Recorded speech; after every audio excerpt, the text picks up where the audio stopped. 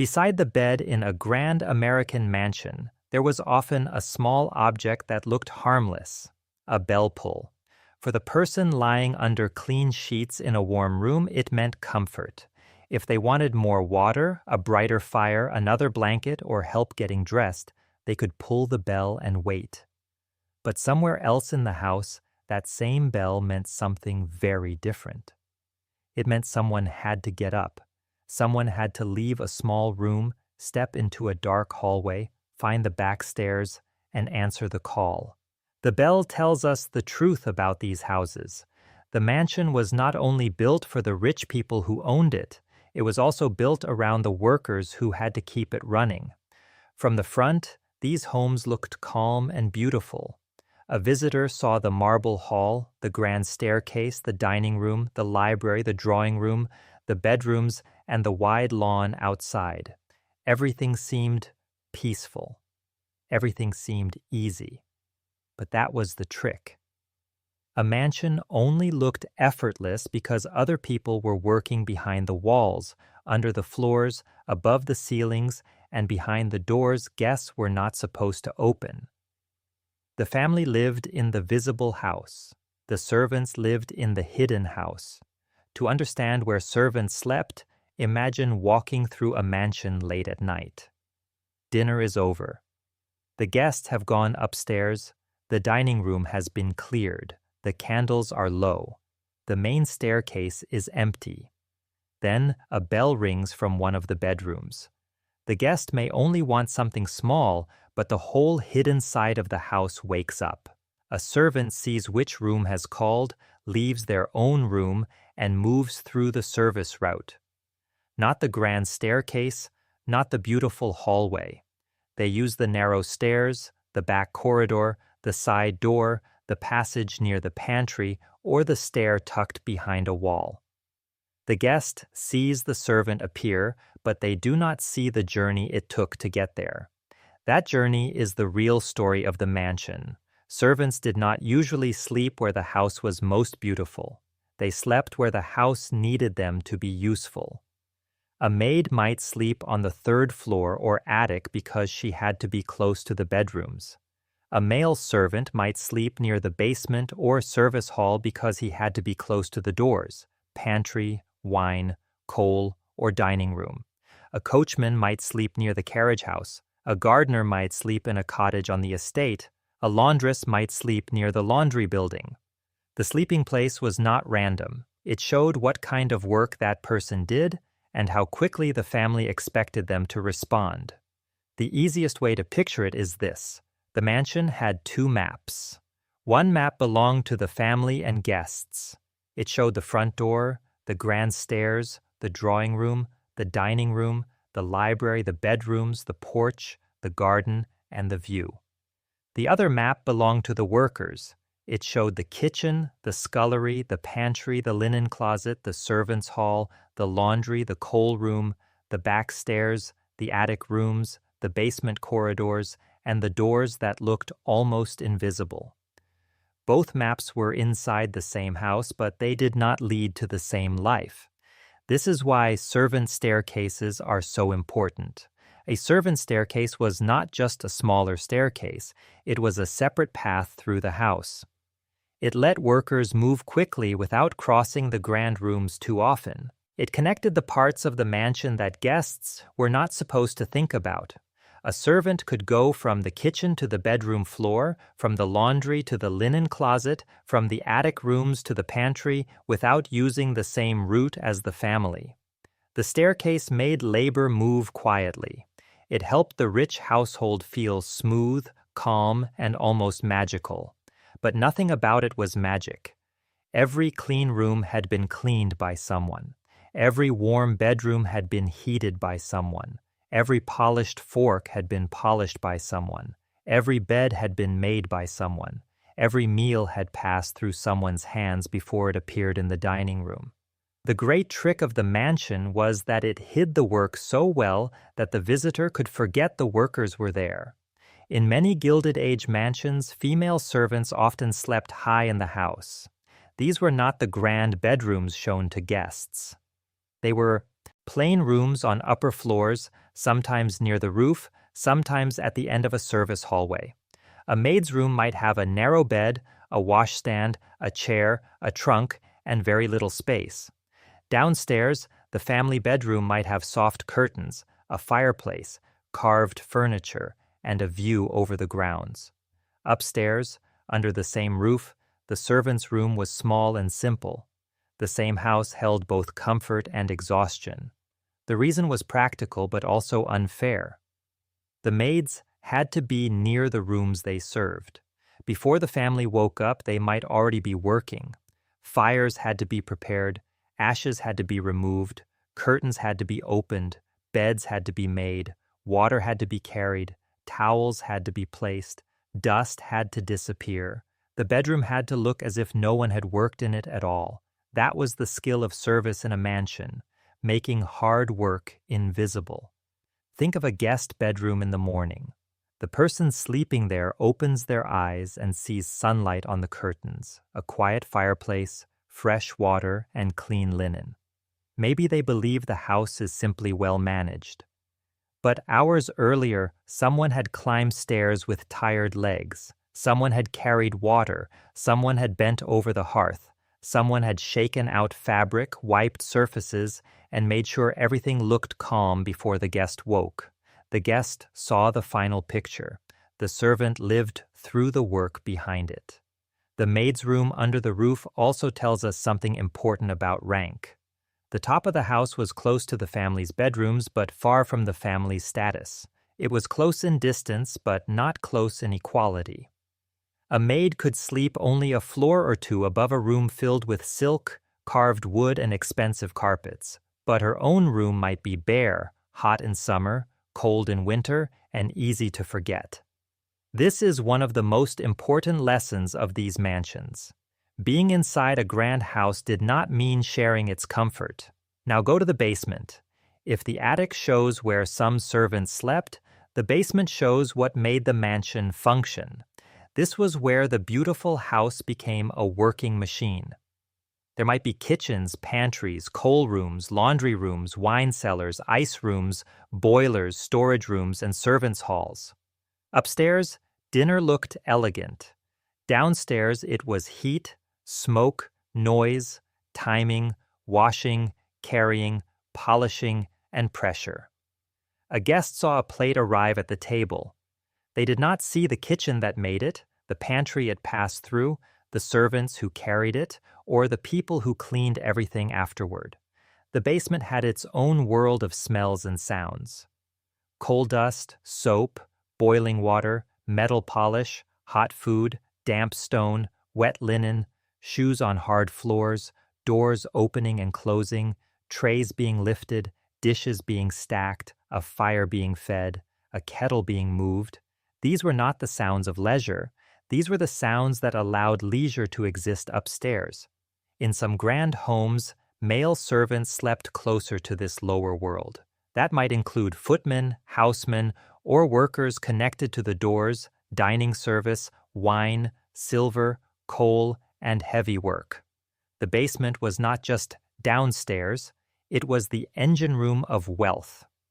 Without it, the ballroom had no warmth, the dining room had no food, the bedrooms had no clean linen, and the family had no comfort. The most beautiful rooms depended on the least beautiful ones. One of the most interesting things about these houses is that many of the service rooms were more important than they looked. A visitor might walk past a pantry or a laundry room without thinking much about it, but these were the rooms that made the whole mansion possible. A pantry helped turn food into formal service.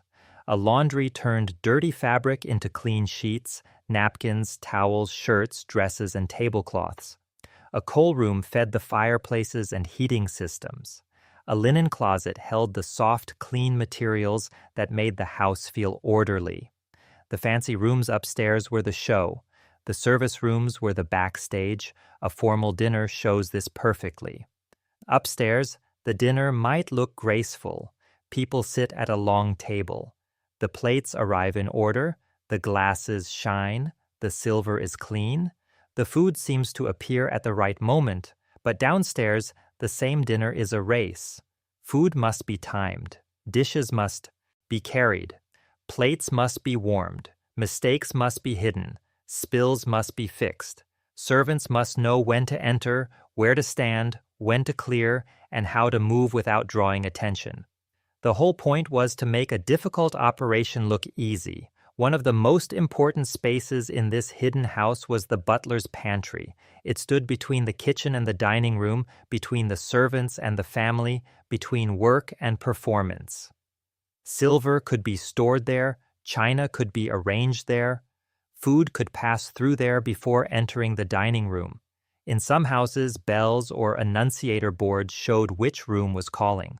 The butler's pantry was almost like a control room. It helped the staff know where to go, what to bring, and how to keep the house looking calm.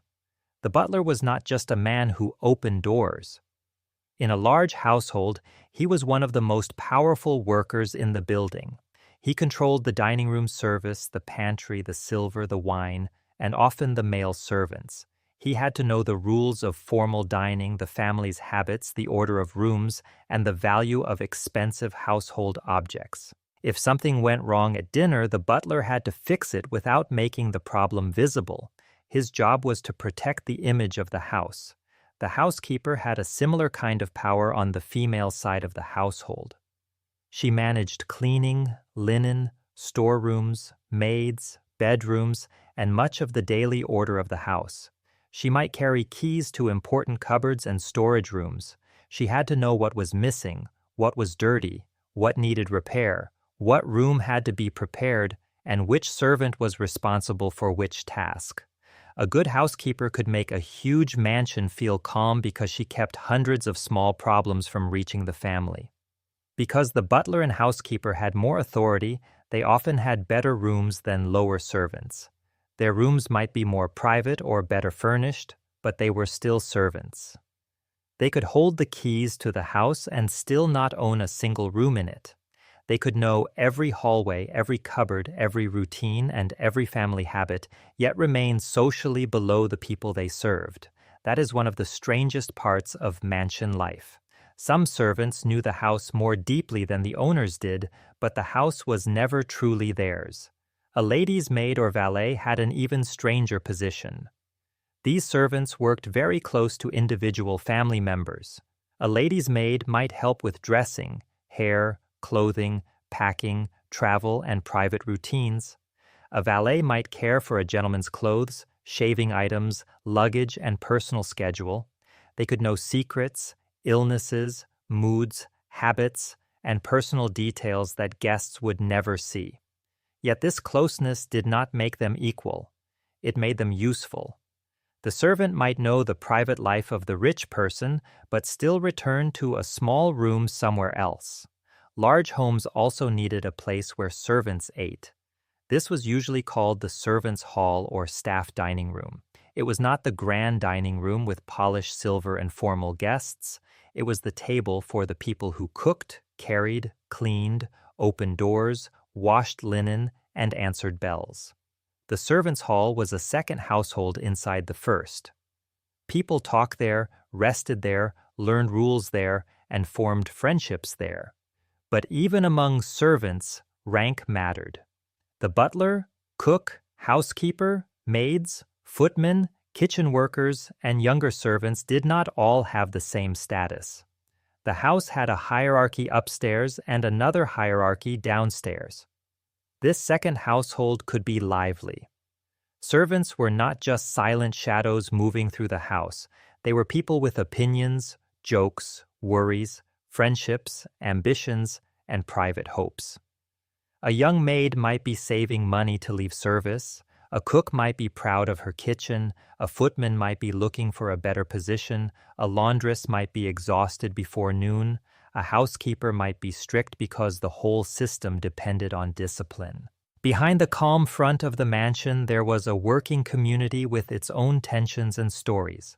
For a young servant entering one of these houses, the building itself had to be learned. They had to know which staircase to use, which door not to open, how to enter a room, how to speak, when to appear, when to disappear, where to eat, where to sleep, and when they were allowed to rest. A mistake could be embarrassing, costly, or even led to dismissal. The house was not just a place, it was a rule book made of walls. This is why live-in service was so different from many other jobs. The worker did not leave at the end of the day. The workplace was also the bedroom. The employer's house was also the roof overhead. Even when the servant closed their door at night, they were still inside someone else's world. Their time, movement, meals, clothing, speech, and rest could all be shaped by household rules.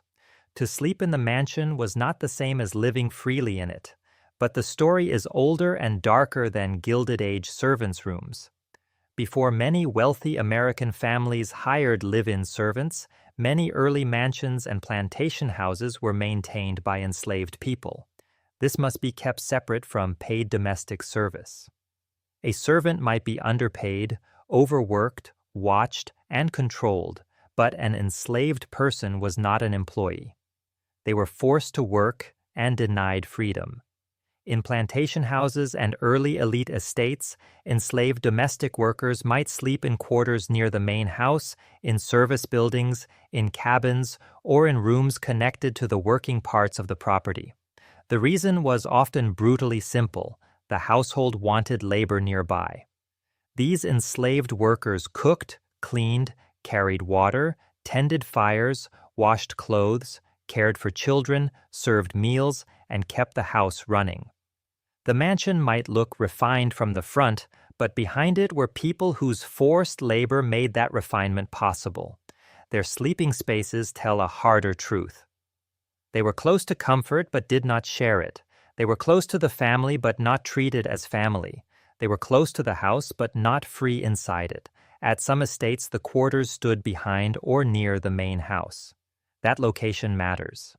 It meant the people doing the work were close enough to be called, watched, and used. But they were also placed away from the family's formal rooms and public image. From the front, the house might seem peaceful and noble. From the back, the story changed. You could see the workyards, kitchens, quarters, and service buildings that supported the beautiful front. This is one reason architecture can be so revealing. A house can tell the truth even when family stories try to soften it. The front of a grand plantation house might speak of taste, order, and status. But the quarters and work buildings speak of control, labor, and separation. They show that comfort was not only built with money, it was built with power over other people's time, bodies, and lives. So when we ask where servants slept, we have to be careful. In some houses, we are talking about paid servants. In others, we are talking about enslaved people. In later periods, we may be talking about Black domestic workers, immigrant workers, tenant workers, or estate employees living under unequal conditions. The details changed from place to place, but the larger question stayed the same. Where did the house place the people who made rich life possible? Not every worker slept inside the mansion itself. A grand estate was much larger than the main house. There might be a carriage house, stables, laundry building, greenhouse, gardener's cottage, gate lodge, dairy, workshop, or staff housing. The family's life depended on all of these places. Horses had to be cared for, clothes had to be washed, gardens had to be maintained, guests had to be driven, food had to be stored, repairs had to be made. The mansion was the face of the estate, but the working buildings were the body behind it. The carriage house is a good example. To the family, a carriage meant arrival, travel, elegance, and status. But behind that smooth arrival were horses, harnesses, wheels, mud, manure, repairs, feeding, grooming, and workers who knew the animals and equipment. A coachman or groom might live close to the stables because the horses required care before and after the family used them.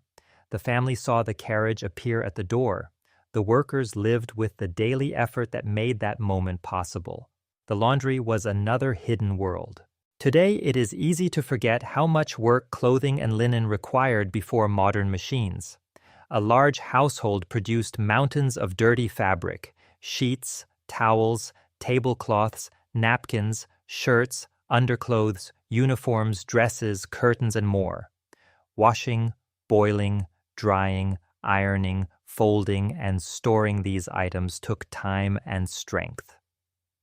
Clean linen was one of the signs of a well-run household, but it came from hard labor.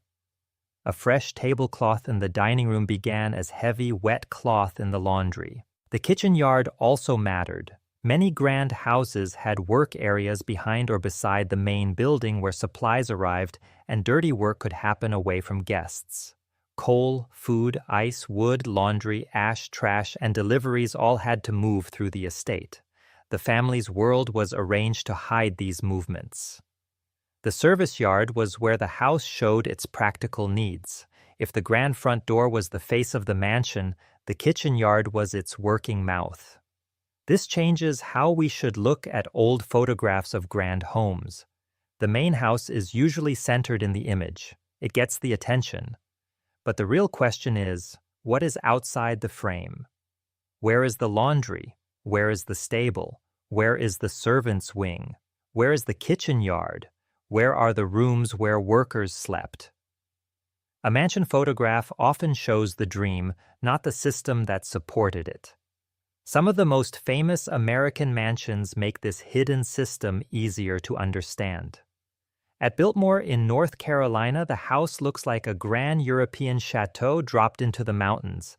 Visitors remember the banquet hall, the library, the staircase, and the huge rooms. But Biltmore also had kitchens, pantries, laundry areas, servant spaces, and back routes that helped the house operate. Its beauty depended on a large staff and a carefully organized service world. In Newport, Rhode Island, houses like the Breakers and the Elms show the same lesson. These mansions were built for families who wanted summer houses that felt like palaces. But behind the marble, gates, terraces, and ocean views were workers who cooked, cleaned, carried, washed, polished, opened doors, and kept everything running. At places like the Elms, modern tours of servant life are powerful because they take visitors away from the glamorous rooms and into the places where the staff actually moved. Suddenly, the mansion feels less like a dream and more like a workplace. Vanderbilt Mansion at Hyde Park also helps explain the layout. In houses like this, the service areas were carefully organized.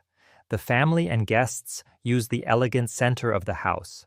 Servants used the routes that made the center work. Food, laundry, heat, and staff movement had to be planned.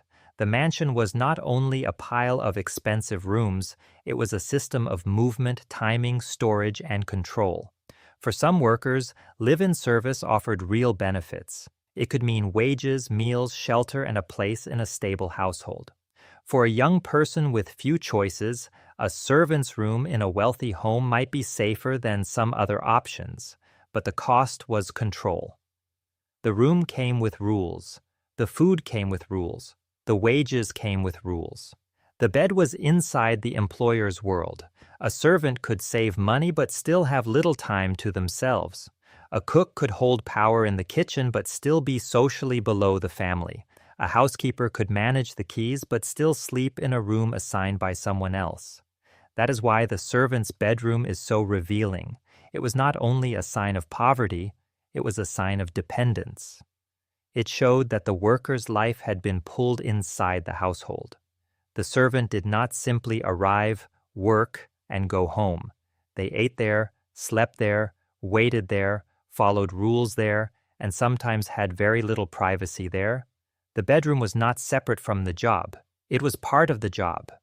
By the early 20th century, many wealthy families began complaining about what they called the servant problem. What they meant was that it was becoming harder to find people willing to live this way. Other jobs were available in shops, factories, hotels, offices, restaurants, and schools. These jobs could still be hard, but many had one powerful advantage. When the workday ended, the worker could leave. That simple fact changed everything. To live outside the employer's house meant more freedom.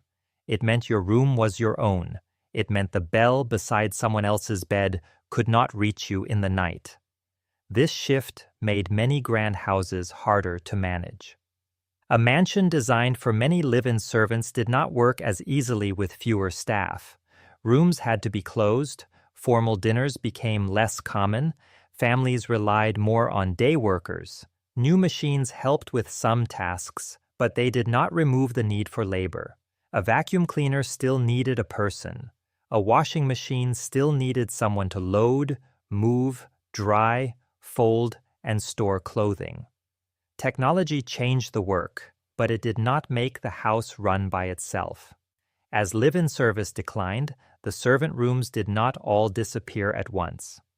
Some became storage, some became offices, some became guest rooms, some were closed off, some were demolished, some survived only because no one bothered to renovate them, and some, much later, became museum exhibits. In many preserved mansions today, the grand rooms survived because they looked important. Ballrooms looked important, libraries looked important, dining rooms looked important, owner bedrooms looked important, but servant rooms were easier to ignore because they were plain. A narrow staircase, a laundry room, a coal cellar, or a small attic bedroom did not look grand.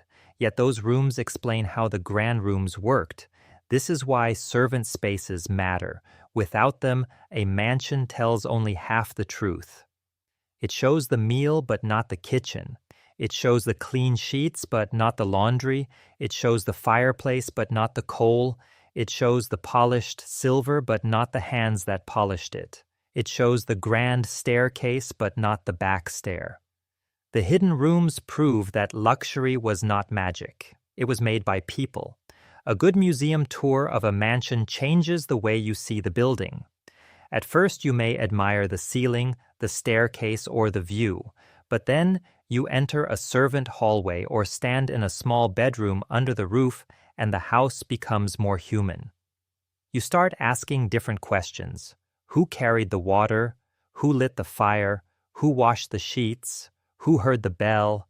Who walked these stairs when everyone else was asleep? Those questions make the house more interesting, not less. They do not ruin the beauty.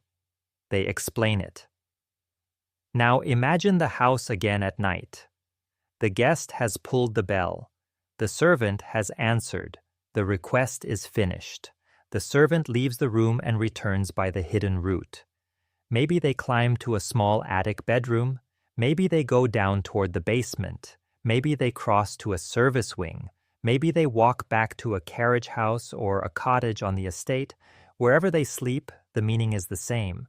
Their room was placed where the house needed them. America's grandest homes are remembered for their beautiful rooms: the marble hall, the library, the ballroom, the dining room, the main staircase, the terrace, the owner's bedroom. But the truth of these houses is often found in the rooms that were not meant to impress anyone.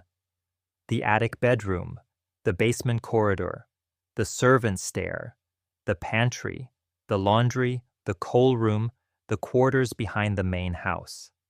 These were the rooms that made the mansion possible. So where did the servants sleep? Not in one simple place. They slept in the hidden geography of wealth. Above the family, below the family, behind the kitchen, beside the stable, near the bells, near the work. Close enough to be summoned, but far enough to be forgotten. And once you see those rooms, the mansion changes. The grand staircase implies a back stair. The dining room implies a kitchen. The warm bedroom implies a colder one nearby. The clean linen implies tired hands. The silence of the mansion was not natural. It was created. The grand house was never just one house. It was two houses sharing the same walls. One house was built to be seen. The other was built to disappear. And somewhere inside that disappearing house, night after night, the people who kept the mansion alive closed their own doors and tried to sleep.